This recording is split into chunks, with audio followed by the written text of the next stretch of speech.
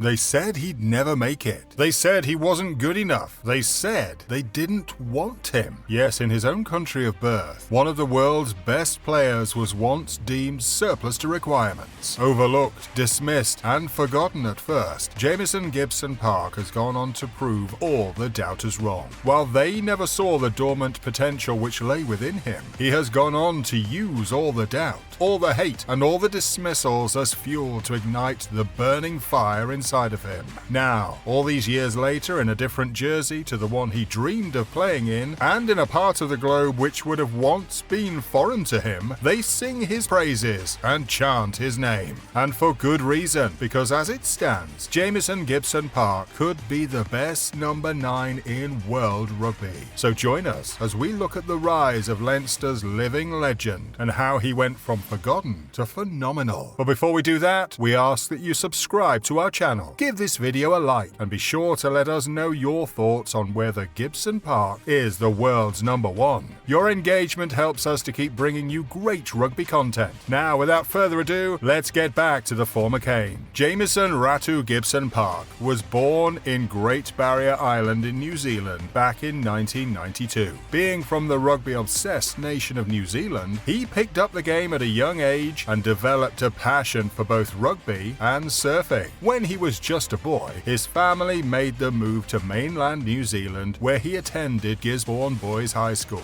and started to make waves as a talented up-and-coming player. New Zealand has never been short of quality players in their ranks, which makes breaking through incredibly difficult. Gibson-Park impressed so much during his final year that he was selected for the New Zealand secondary school side. Not long after, he found himself being selected for the New Zealand under-20 side in 2012. Playing alongside him in that squad were Adi Saver and Scott Barrett. You may have heard of them before. It seemed a certainty that this little magician would go on to achieve great things in the famous all-black jersey. But there were a few things standing in his way. You see, during this time, the greatest all-black scrum half of all time had just begun his reign over the number 9 jersey, and Aaron Smith would not be relinquishing that anytime soon. Nipping at Aaron Smith's heels and pushing him incredibly close for the better part of his career was the tenacious and exciting TJ Perenara. Over the years, other challengers would come and go, such as Kerr Barlow and Brad Weber. The result of this was that Jamison Gibson-Park found himself being light years away from representing his country and making his dreams come true. But would he just accept this, or would he take on the hurdle in his way? In 2012, he broke into the Taranaki side, and after an impressive debut season, Super Rugby recognition would soon follow for the Blues. In fact, so impressive was his debut season that he even gained selection to the famous Maori All Black side. Jamison is very proud of his Maori blood and represented the Maori All Blacks with pride and honour in 8 occasions between 2012 and 2015. Despite doing well in Auckland for the Blues, he still could not break into Sir Steve Hansen's All Blacks. While Hansen will certainly go down as one of, if not the greatest rugby coach of all time, his one glaring blunder was not to see the potential Gibson-Park possessed. In 2016, he would make the move from Auckland to Wellington in a hope to get more regular game time and finally kick down the door of New Zealand selection. Unfortunately, things did not pan out the way he had hoped. With every game for the Hurricanes, things became clearer to the then 24-year-old. The writing was on the wall. He was not part of New Zealand's plans. He may never be part of New Zealand's plans. Once seen as a future prospect, he was now stuck on the sidelines, watching his friends win titles. The country he had grown up dreaming of representing had moved on without him, and to add insult to injury, he wasn't even the first choice scrum half for his club either. Instead of giving in to the heartbreak and disappointment which would have made many quit, Gibson-Park made the brave decision to make a life-changing move when the opportunity arose. While the All Black setup had disregarded him, a team on the opposite side of the globe was frothing for his signature. Who was that team? Well, it was none other than European giants Leinster. The Irish side has been home to some of the all-time greats of the game, such as Brian O'Driscoll, and now they wanted the New Zealander to join their ranks. A courageous choice was made for a fresh start and a new beginning. With this opportunity, he could prove all the doubters wrong and show New Zealand rugby be exactly what they would be missing out on. But it would not happen overnight. You see, this was more than just a move. This was a mission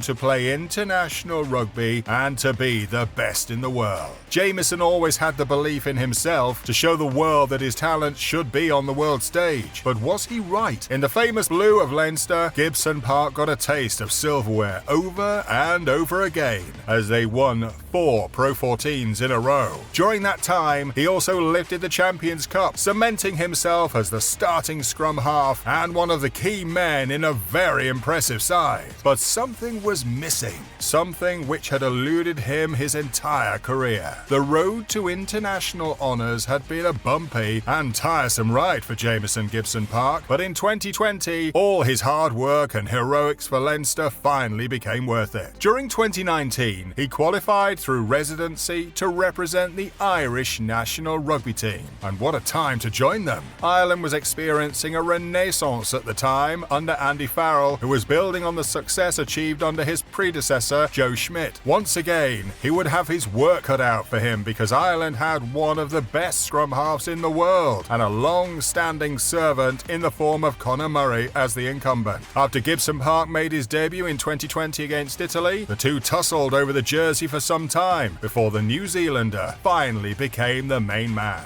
Having a player such as Johnny Sexton on his outside, it allowed Gibson-Park to grow in stature and develop his game like never before. It seemed that with every game in the green of Ireland, Gibson-Park just got better and better. Who could put a stop to Ireland's new star? So good has he been that he could even be the reason Ireland finally lift a World Cup in 2027. Do you think they can do it? Let us know down below. It didn't take long for him to truly establish himself as the premier number 9 for Andy Farrell's men. In fact, he had gained Farrell's favour so much through his tireless work rate and world-class performances that he was even named as captain on a few occasions. With Ireland, he has made a habit of lifting the Six Nations crown and will be hoping to do it again in 2025. In 2024, he had a standout year, being named in the World Rugby Dream Team of the Year. And with the way he has started off this season, he may be doing it all over again. In fact, he will likely be the go-to man at 9 for the British and Irish Lions this year as well. With New Zealand rugby not being at the peak of its powers anymore, they can only sit and kick themselves for letting this world-class player go. In Ireland, he has gone on to be one of the best players in the world, and arguably the best scrum half in world rugby. Yes, the very best. Now we know what you're thinking. Does Antoine Dupont play golf? How can anyone upseat Dupont? Well, if you're watching the way Gibson-Park is playing lately, you may just change your mind. Are we saying Jamison is definitely number 1? No, not necessarily, but the argument is certainly there. So, what makes him so special? Well, despite his size, Jamison has gone on to punch above his weight thanks to his incredible rugby IQ. Reminiscent of former Springbok Fourie du Preez, Gibson-Park dictates the tempo of a game like a composer. His service from the base of the ruck is unparalleled, quick and crisp. He has the ability to give the player receiving the ball that extra split second, which makes the world of difference in international rugby. His box kicking is pinpoint, and he can break around the fringes when you least expect it. A player operating on a level of his own at the moment, and quite possibly the world's best. Despite all the naysayers, Jamison Gibson-Park never stopped fighting and never stopped believing. Now, with over 40 caps to his name and a few years left at the top of world rugby, he will be a key figure in Ireland's charge to winning the 2027 World Cup. A special player with an inspirational story. Now that you've heard our take on New Zealand-born Irish international, it's time for you to have your say down below in the comments. As always, thanks for watching. Be sure to like the video, subscribe to our channel, and keep an eye out for much more great rugby content. Until next time, bye for now.